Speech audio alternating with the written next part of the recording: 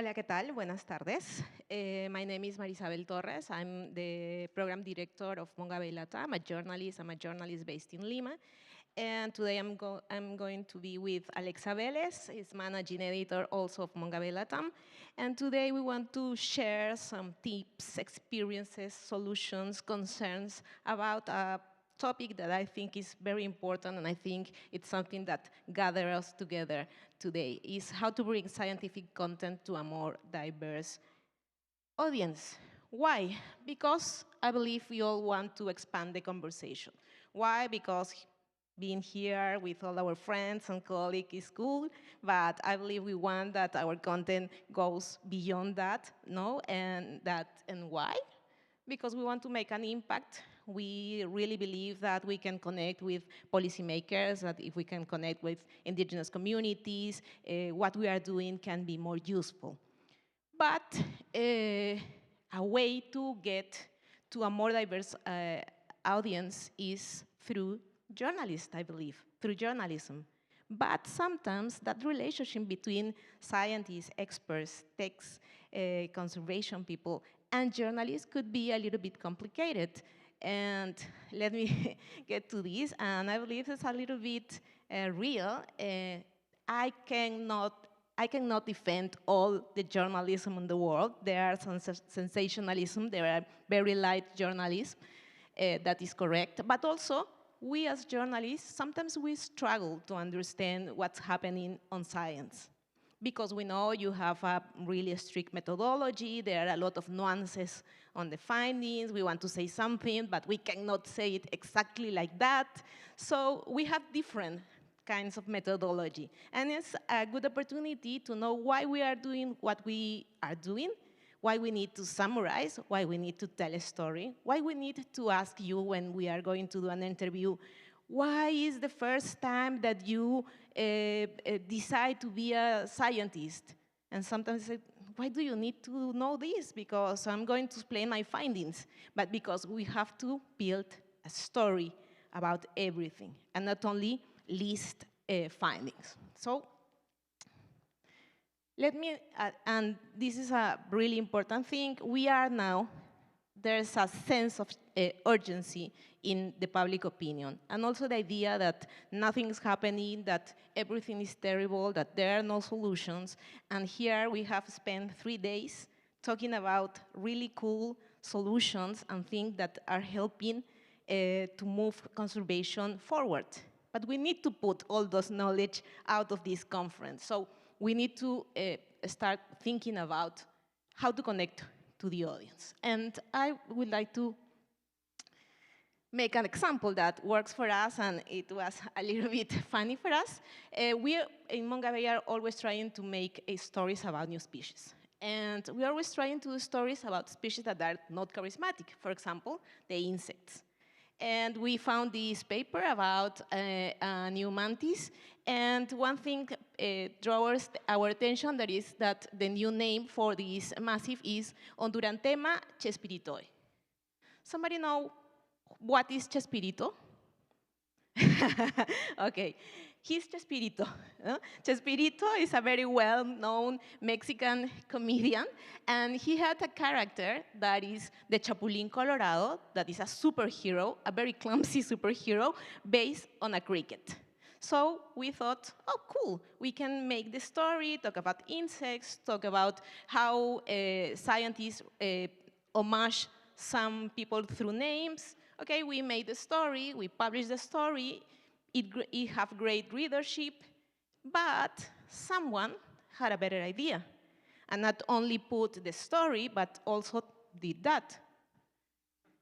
So he made like a crossover with Kung Fu Panda and Chespirito and the mantis, and that story for sure had more views than ours. But the idea is that audience is trying to connect with us with something that is familiar. The things that we are talking about are not familiar. So when we find a way to make that bridge between these knowledges, that is the key. Another example, this is Ciencia para su Merced. This is also a news media from Colombia, and they use the idea of Stranger Things They transform it into fauna criolla to talk about some animals. This is a super beautiful frog, but you know, it's pretty toxic. And also, this is another example to see how a news media from Peru, its name is Ojo Público, try to give a more familiar context. We are always trying to show the extent of deforestation, in this case by illegal mining, and we always use this idea of soccer fields, stadiums, but something we cannot really figure out how much that is. So what they have done in this visualization is use obviously a figure, but put it on the map. This, for example, is the size of the Central Park. So the extent of deforestation in Madre de Dios in Peru because of illegal mining is, in the last 35 years, is 52 times the area of Central Park. But they put another examples in order you can find the best you can understand. So in this one, the destruction is 1.5 times Paris. And this one is Machu Picchu. So in the last 35 years, Madre de Dios have lost 509 times the area of Machu Picchu. Another example of how, let me see, how to engage with people, and I believe that's the most known and the idea that we always use is these kind of videos. Sometimes I always start my presentation with this video because it's an Andean bear trying to come, and it's going to appear. Go, mama bear. And he really don't want to go to that water. I don't know if it's cold or anything, but and the mama come back, and it was really fun. And I get what is happening here. People laugh, and I can explain why camera traps are so important. In the scientific method, because it allows us to have images like that. Okay. Finally, I think the chancla, Latina chancla. Okay. And we are, and also to connect to the audience, we have to be really open to listening to the global conversation. What do I mean? I believe you all know, I hope, Bad Bunny is a reggaetonero from Puerto Rico, and Bad Bunny featured in his last album that is very famous, Sapito Concho. That is a unique species from Puerto Rico, endemic, but also very highly endangered. And what we have done, we took the opportunity, because there's a global, massive conversation about Bad Bunny, to talk about Sapito Concho. So we have talked about Sapito Concho, what's happening with these kind of frogs in Puerto Rico in a first interview. Then we made a graphic story, that's the one up, and then we talk about the same topic when the Super Bowl happened. Every time you have put that story in those moments of conversation, it has attracted a lot of readership. And the first story about Sapito Concho was republished by at least 15 news media in all Latin America that are partners from Mongabay. So it's a good opportunity if we are listening to what people are looking for in Google. And it's a good opportunity to put the content that we have. So we have to know our audience, we have to understand them, we have to write for them, tailor our writing to meet their needs, trying to give them familiar context so they can understand. We have to explain complex concepts in simple and relatable terms, and like in all the cases, we try to make it compelling. Okay, let's talk another idea behind this, the importance of storytelling. What is this? I know you have findings, but we need to try to frame it on a story, not only list facts. Let me tell you a story about Caramta. Caramta is a jaguar that appeared in El Impenetrable National Park in Argentina. It was a super important register for the Argentina scientists because there was no jaguar in El Impenetrable since 2030.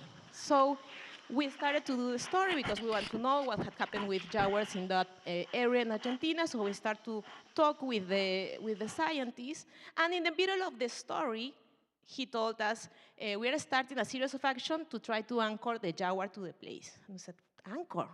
What is that?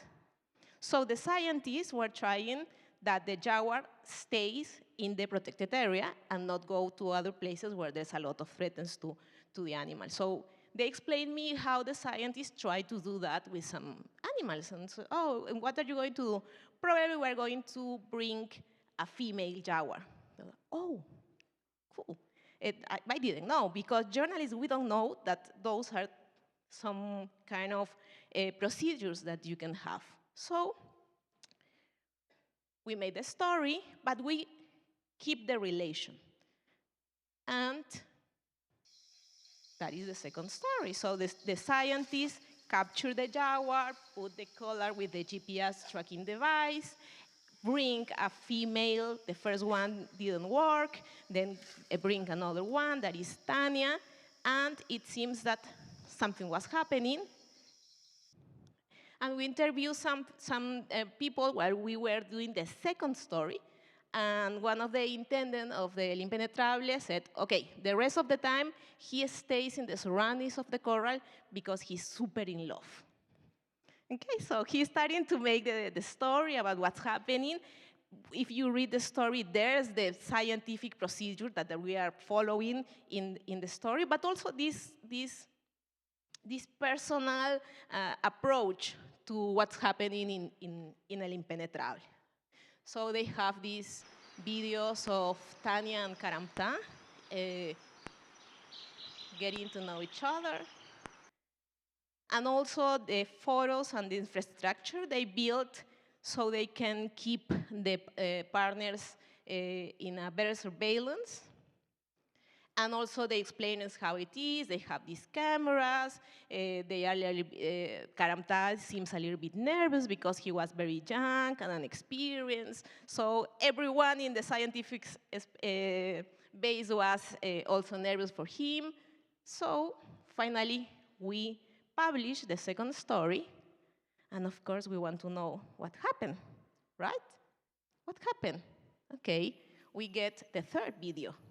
These are Caray Apora, the caps from Tanya and Karamta, because the process continued, and they finally managed to have 2 little babies. That is the caps with Tanya. And we were able to write the third story about this process. And that was the story. So the idea here is, I believe, three things I want to highlight. First one is that the scientists allow us to be part of the process and not wait to the final solution or the result. And that is important. Why? Because we know that perhaps something could be wrong and we don't have the third story, but that is how science is made, right? Failure and success. So sometimes it's interesting also to talk about failure if we are engaging the audience on that story. But they allow us to do that. Second is that those scientists understand the importance of visuals. So they give us the videos, they give us pictures. They were always ready to explain what we are looking for, what we are looking at, and to understand the procedure and also tell the story, but not to be far away of the science facts. And third, and I think really important, they were very open to express their emotions. I mean, to say we are nervous, we are afraid that this is not going to work, we don't know what is going to happen, we don't know what we are going to do with the caps, we have this plan, but also this cap, okay, pre-introduction is a very difficult topic. So they were very open to say that. And it's something that when we interview scientists, it's something that is very difficult sometimes to get.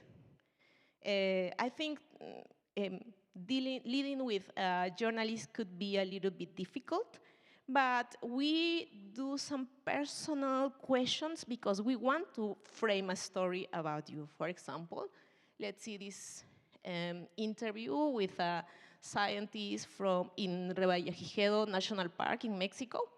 So we asked him about when he started to think, I want to be a scientist. So he told us this. He was diving, and at a certain point he was surrounded by giant tunas, and at that moment he said, it was one of the most incredible dives of my life. Seeing such a big fish was awesome, and it literally changed my life. And then he said, okay, this is the moment where I believe I'm going to be a scientist.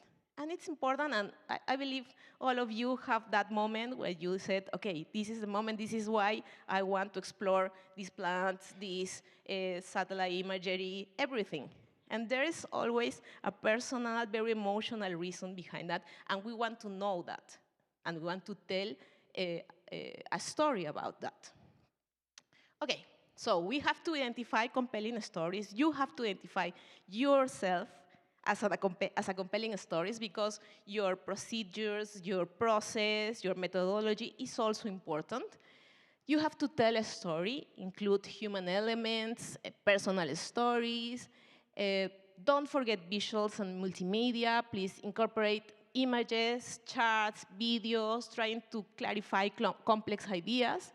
And finally, use real-world examples, as trying to be like Sapito Concho or Chespirito. That kind of real-world examples help us to connect with the audience, because we're going to talk about very difficult topics. So if we can give them a help, it's going to be important. Make it fun. That is very difficult. I'm not going to say that in Mongabay we have accomplished that, but it's important.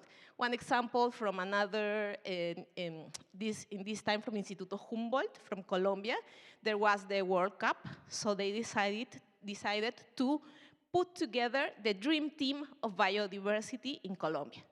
So they make like these postcards, and each species was a football player, and they explain the properties. For example, this is La Culebra Rincón, Rincón the snake, and all the properties. And the team that opposed this biodiversity were the invasive species. And for example, this one was African snail that is going to play against the Colombian team. So it was very interesting. They were listening to the World Cup because there was a lot of a narrative around the World Cup, especially in Latin America, so they did this. We tried to do the same thing. We make this dream team of the biodiversity in Peru. The scientists that help us have intense debate about where we should put every player, but we have that, the jaguar, Andean bear, etc. So it was a good opportunity to do different things. And also we are trying, if you subscribe to our WhatsApp channel, you can receive our cutie stickers, and we are also trying to use some memes in our videos. I believe it's not the best thing we can do, but we are always trying to prove new things that maybe take us off our comfort zone. Time for translation. Okay, we have to use, the first thing we have to use a language that is not technical, but also we have to use visuals that are not technical. For example, these kind of maps, you know, those are the maps that we receive from the scientists. I know that it's important because it has the information that you need to work. But that is very difficult that another person, even journalists that work on environmental topics, understand. So we are also trying new ways. We try to give clean maps with the only data that we want to highlight. For example, this one in Huánuco from Peru, we only want to highlight how surrounded indigenous communities and indigenous reserves are by coca crops. So we only focus on that because we cannot put all the information in only one piece of graphic because nobody's going to understand it. So we have to pick, we have to prioritize. Next example, the same, in this case, Ucayali. We have indigenous territories, coca crops, and the illegal airstrips used by drug traffickers. So we only want that the person that is going to see that map understand how stressed this territory is by the narcos. This is also indigenous community reserve, El Cira, also in Peru. And you can see deforestation, you can see coca crops, you can see the illegal airstrips. And it's interesting to see how the indigenous territories are like protecting the area, and in the area is almost no coca crops or deforestation, but they are really surrounded. And it is an interesting way to understand how dangerous life is for those communities in these times. This is about illegal roads in Colombia. You can see here the Chiribiquete National Park. You can see all the illegal roads that are surrounding the park, the cattle, deforestation, and the coca crops. That is also an analysis that we made on how these illegal roads are promoting those kind of things. And this is an example that I really loved. This is a work that was done by scientists from Chile. They put tracking devices on 14 whales in Patagonia, in Chile, because they wanted to know what they are doing. But they decide to put the track of the one whale with the traffic marine of this area. So you can see how stressed that habitat is for that whale, understanding that that is a breeding zone for the whales. So the idea is that you can understand, almost feel what is happening with the whale. And that was an only video that attracts a lot of attention. We made a story, we were republished, but a lot of news media republished the work of these scientists. Finally, we are trying to connect with the audience, reaching them with different formats. Written stories are not the only one to reach the audience. We are using graphic stories like this. This is the one about the whale. This is another one about Coco, who is traveling from Galapagos to Coco Island in Costa Rica. These one are also summaries, special features that we done to go in social media, because again, there's people that only going to read things on social media. This is for Instagram, also videos. Este primate es solo una de las La pesca ilegal en la reserva. From our influencers, and that kind of repositories that help our readers to find our stories in a, we believe, better way, more friendly way. So, finally, we need facts. The information that you have, that is the one we need. We are not inventing stories, imagining things just because they are, I don't know, compelling. We need the facts. We need to frame those facts with storytelling. We need to build something that can engage with the audience. We need for that also visuals. And if necessary, we can share those information in different formats. We can use a video for TikTok, we can do a really extensive written story, we can do, I don't know, a graphic story, we can do everything, because we are also trying to be inclusive with the people that don't want to read, want to listen to a podcast, for example. Okay. And that is everything. And now we are going to listen to Alexa, because this is one way where we can engage, But we in Mongabay have worked with scientists to publish and to produce investigation. And Alex is going to tell us about it. Thank you.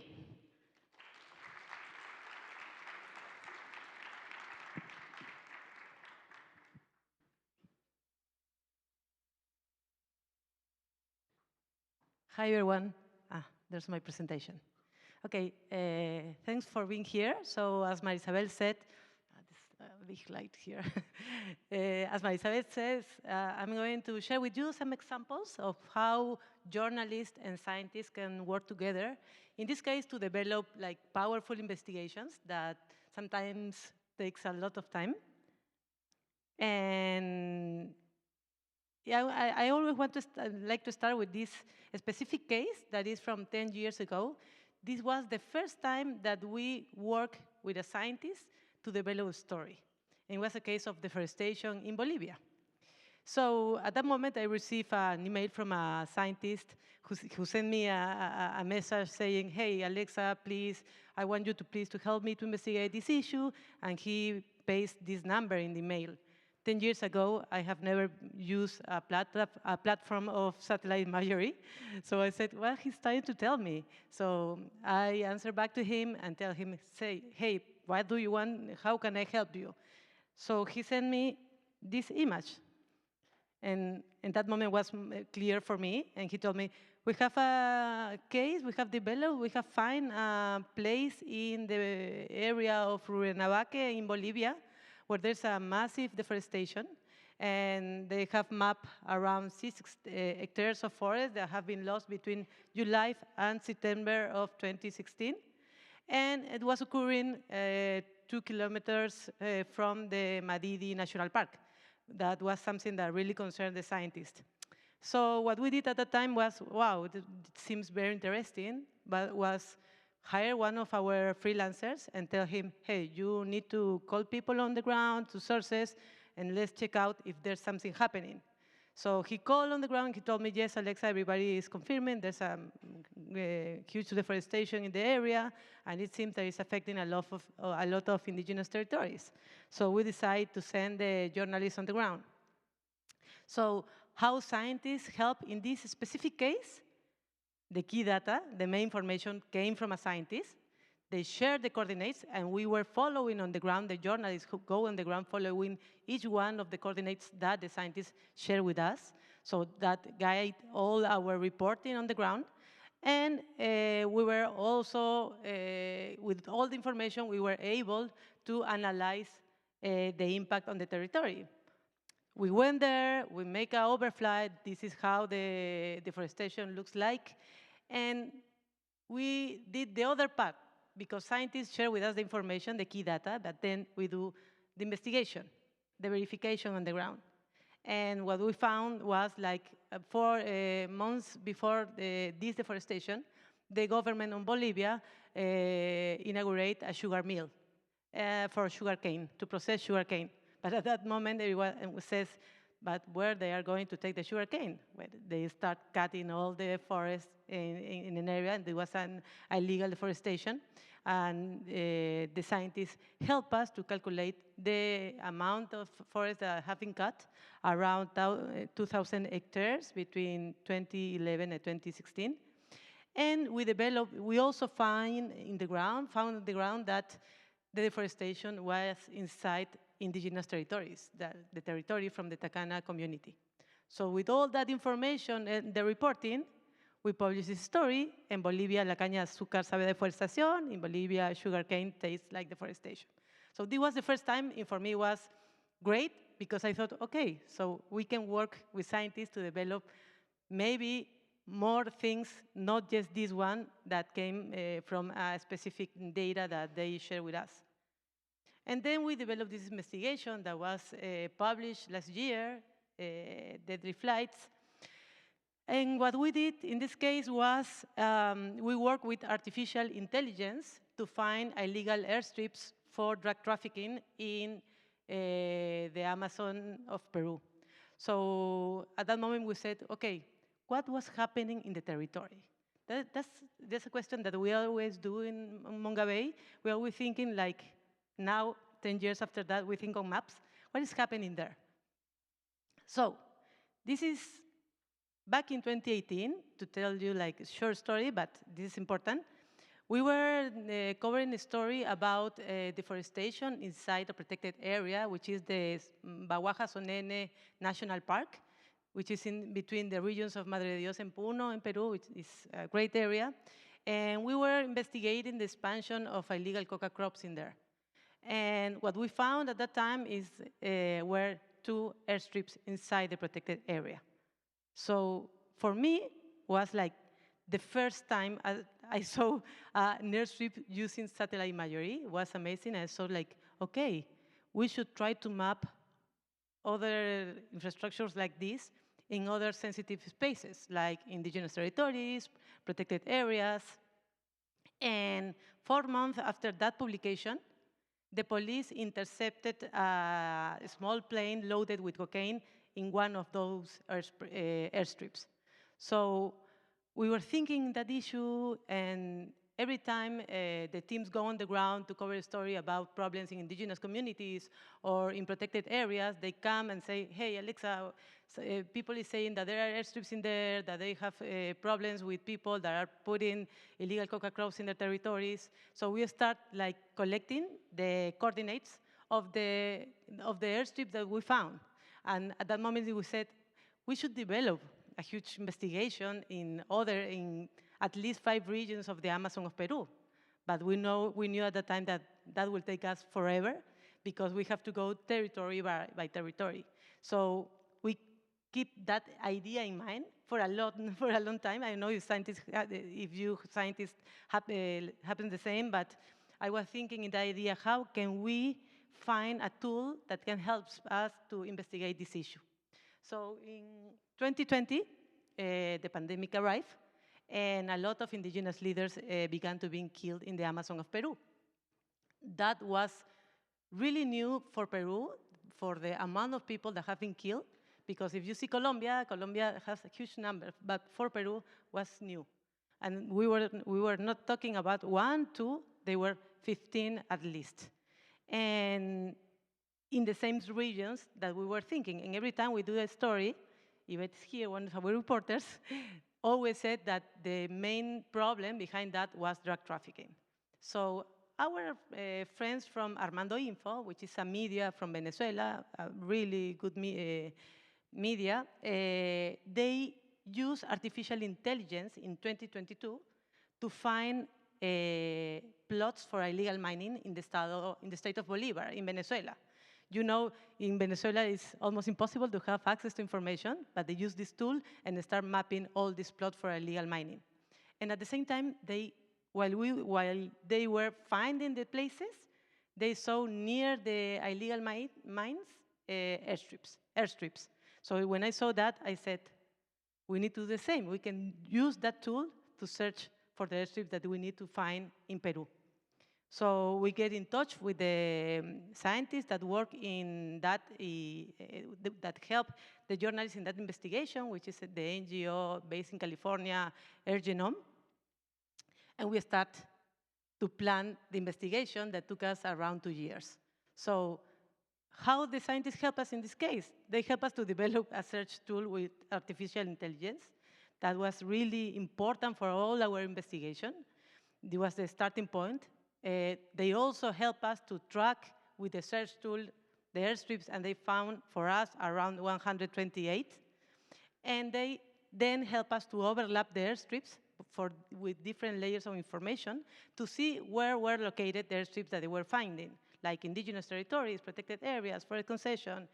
We also geo-reference indigenous leaders assassinated, the places, river, roads, to see how near these places were the airstrips, and also illegal coca crops. So this is the search tool that now is open source that Genome developed. So you can, for me, it's now easy to understand, but you can see how the algorithm is looking and finding, and then you give instructions of what is an airstrip and what is not, and we start working like that. But something that is important is at that point, this is one of the airstrips. That was the first one that we received, and it was like impressive for us the first time we saw that.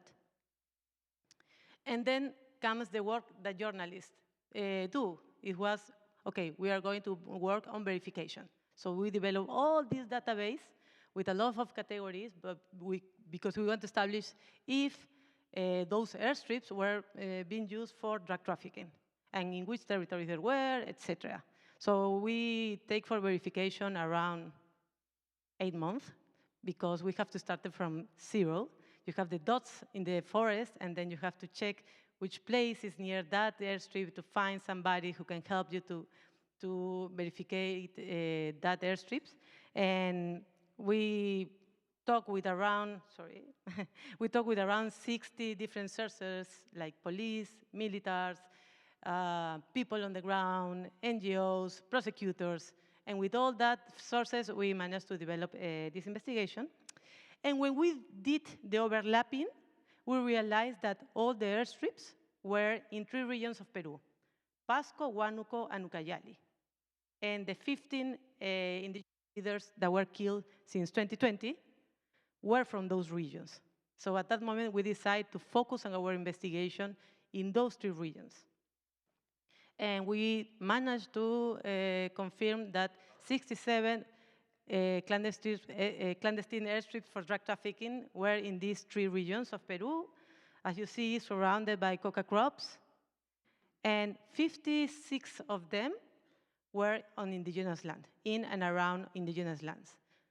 There's something that was interesting to see, because we were seeing all the people that had been killed, and then we found this data. So we have absolutely relation. And also, all the airstrips, most of them surrounded by illegal coca crops. And in 3 regions, for context, that have around 18,000 hectares of illegal coca crops between the 2 regions, which is a lot. And we published this main story, and we developed visuals like this with all the information, where you can see the airstrips, the coca crops. We always try to develop some of these tools, because sometimes it's easier for the audience to see these kind of elements. And then, with the 3 more significant stories, we prepared all the production for 3 months to send the journalists on the ground to develop the stories. The more significant ones, this is the one from in Atalaya, which is a region where we found 31 illegal airstrips, 26 of them on indigenous territories. You can see there the image with all the airstrips there, with all the trucks. Then we developed a story of one community, 2 communities that have to live with 15 airstrips inside and around their territory, which is terrible. We also work on this story of how communities and indigenous reserve for people in isolation are surrounded by coca crops, but also have airstrips inside the territory. And we developed another one about illegal airstrips inside forestal concessions. So on impacts, this was one of the most impactful stories that we have in Mongabay, because a former prime minister, a congressman, woman called attention of the problem, and also around 8 of the most important media interviewed the journalists from Mongabay. Then a lot of media interview us about the methodology we use, and also indigenous leaders. There's something that I like, have the information to go to the government and tell them, you have to protect our territory. So they use all this information. And the last one is that we won one of the most prestigious prizes for investigative journalism, and it was a work of scientists and journalists working together. And this is a final example. It's about oil spills in the Gulf of Mexico that was also published last year. So why we decided to tell this story? As you know, there's 100 of oil spills in the Gulf of Mexico. And all the time, the fisherman said, go to the government and tell them, hey, there's a new oil spill. And the government tell to them, no, that's a natural release. That's not an oil spill. So they've been leading with this problem for a lot of time. So we decided to investigate this area where there are around 2,000 wells for oil spills, and try to understand the situation. But we have a problem, and that's why we need a scientist again. We were starting to use some platforms that can help you to find the oil spills in the ocean using satellite imagery, but we were not able to differentiate between oil spills and natural releases, because there are natural releases in the area, but there are also oil spills. In Mexico, they call it chapopoteras. So we found at that moment a group of scientists that were investigating the oil spills with satellite imagery in Mexico. So we go to them and we explain to them what we want to investigate, and they decide to partner with Mongabay. And we start working in two specific tasks. They help us to develop a data set analyzing 3,000 images of oil spills in the Gulf of Mexico, that they were not natural releases. And at the same time, we go to the government and ask for official information for the oil spills that they have in the records, to cross-check the information and see the impact, to see if what we were finding with the scientists was the same that the government has. Something important here is that in Mexico, like in other places, in other countries, the companies are the ones that have to report when they have an oil spill and the amount of that oil spill. Do you think they report that? We found that not too much. About 60% of the oil spills in the Gulf of Mexico have gone unreported. And also, the companies not only are not reporting all the oil spills, but the amounts they report is insignificant. And the government, when the government finds an oil spill and wants to punish them, when we start looking to all the documents, we saw that at the end, the company is never unpunished. It's mostly unpunished. So that was other of the findings that we found for that investigation. And something interesting is when we went to the government and tell them, hey, the scientists are finding all this information, we shared the data set, and we told them all the testimony from the fishermen, and what they say is they are not a legitimate sources. The only ones that are legitimate are the companies, because they have to report to us. So after this is another one of other visuals that we did for the publication, where you can see like a summarize of all the investigation. And at the end, again, a congresswoman in Mexico decided to call attention for the issue, and also that was a good impact for the scientists. The government approached to them and tell them, we want to support your monitoring system.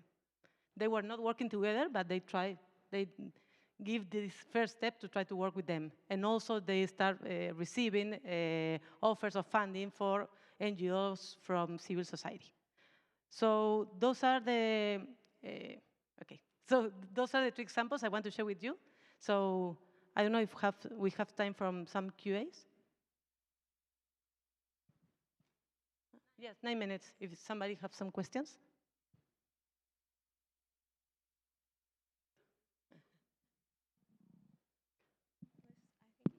Hola, hola. Okay.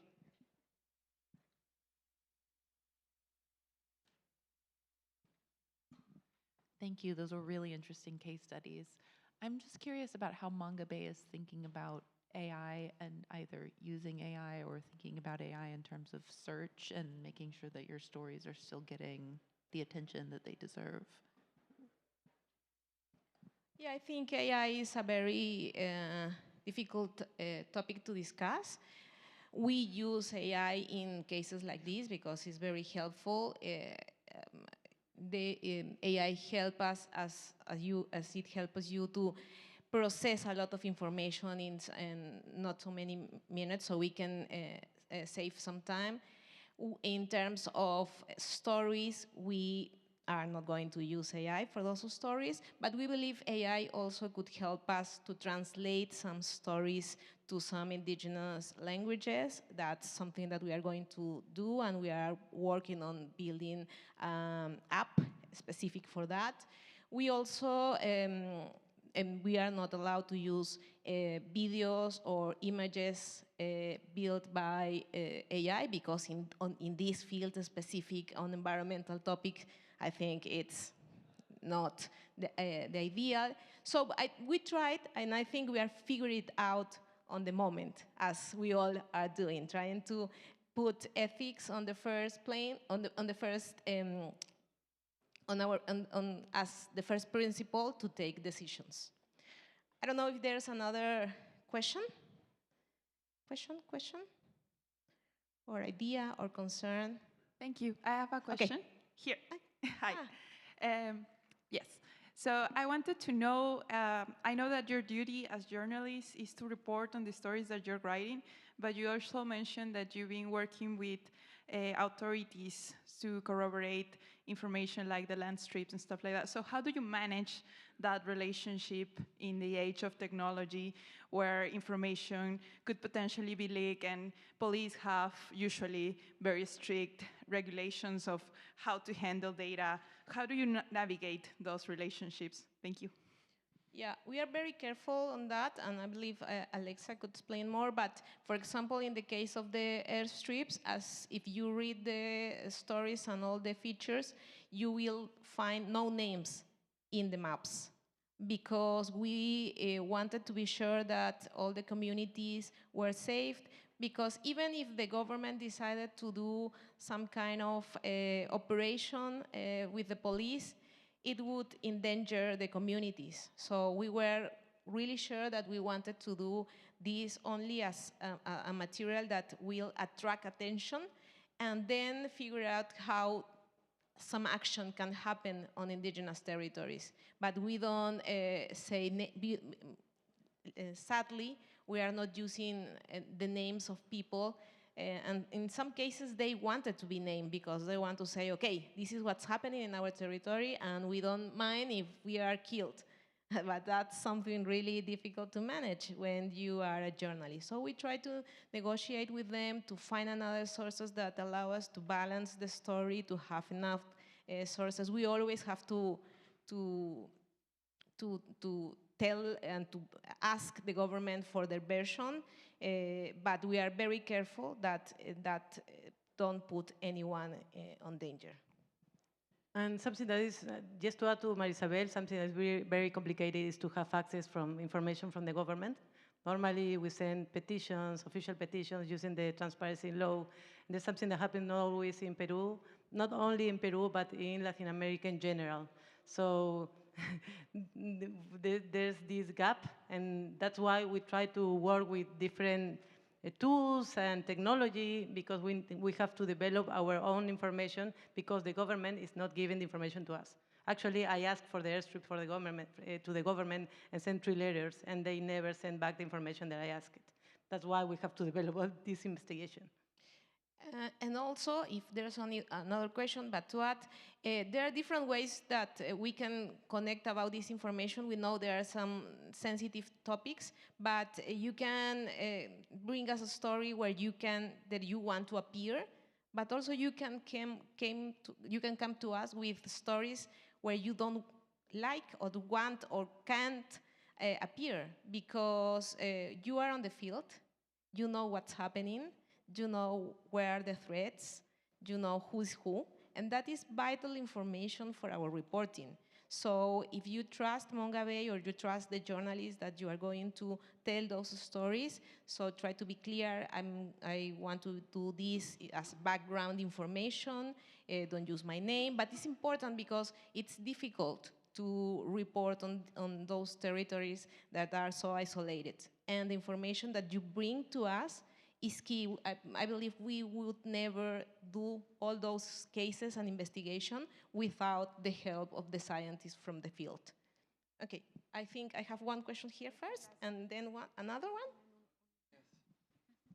So I was just wondering, because sometimes we have thoughtful journalists that want to sit down and understand all the story, but sometimes they just want a quick story and publish anything, and of course you want to show your work, but how to be careful, understand, to choose to which journalist to work with?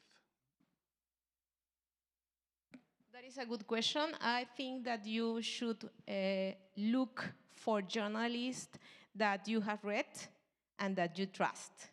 and be very careful to whom you want to share your information. It's the same when we are going to interview scientists.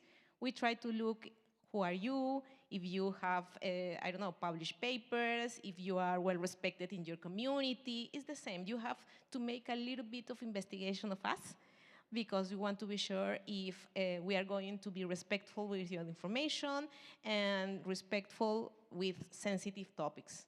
And also there are really clear guidelines on how to take an interview with a journalist. If that is a background, he is not allowed to mention your name.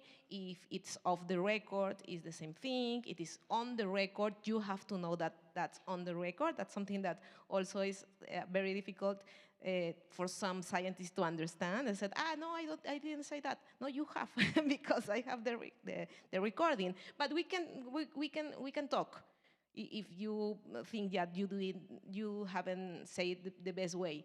And also,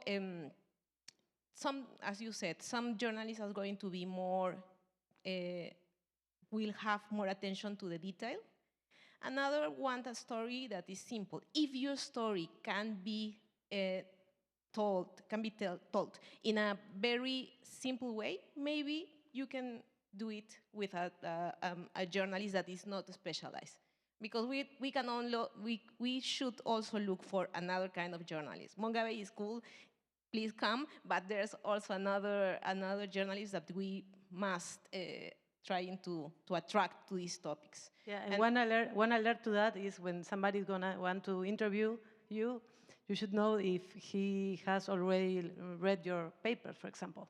It happens all the time. The scientist says, a reporter wants to make me an interview about my new publication, and said, so can you explain what this paper about? And they were like really upset, and I understand that. And so that could be a good way to see if they have read the information for the interview, for example. Okay, I believe there is no more time for a question, but we can find us in the hallways. Thank you. Thank you so much.